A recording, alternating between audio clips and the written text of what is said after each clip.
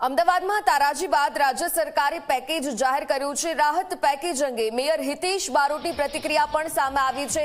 અમદાવાદ માટે સહાય મંજૂર થતા રાજ્ય સરકારનો આભાર। આવતીકાલે સત્તાવાર રીતે જાહેર કરવામાં આવશે તો એકાઉન્ટ અને ટેક્સ વિભાગ સાથે ચર્ચા કરી અને નિર્ણય જાહેર કરવામાં આવશે।